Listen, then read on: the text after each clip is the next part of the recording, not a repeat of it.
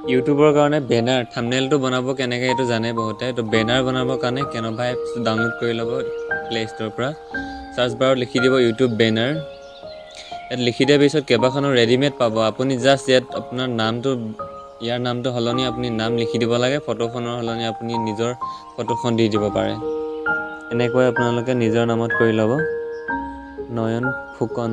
technology review লিখা আছে তো ইয়াত মই নয়নছ ব্লগ দি দিছোঁ যোনটো চেনেলৰ নাম তেনেকৈ দি দিব পাৰিব বাকী ইয়াত আপোনাৰ নামটো লিখি দিব পাৰে যি লিখে আৰু নামটো লিখিব পাৰে ইমেইল এড্ৰেছ লিখিব পাৰে বাকী ফটোখন সিলেক্ট কৰি তলৰ ফালে ৰিপ্লেচ যে অপচন দেখিছে এই অপচনতে প্ৰেছ কৰি ইয়াতে ফটোখন সিলেক্ট কৰি লওক যিকোনো এখন ফটো সিলেক্ট হৈ যোৱাৰ পিছত অটোমেটিক গোল হৈ যাব স্কোৱাৰ ফটো ল'লেও অটোমেটিক ৰাউণ্ড শ্বেপ লৈ ল'ব এনেকৈ ডাউনলোড হ'বলৈ ষ্টাৰ্ট কৰিব ডাউনলোড কৰি লোৱাৰ পিছত দেখিবলৈ পাইছে আমাৰ ৰেডিমেডকৈ বনাই থোৱাখন আমি নিজৰ ফটোৱেদি বনাই পেলালোঁ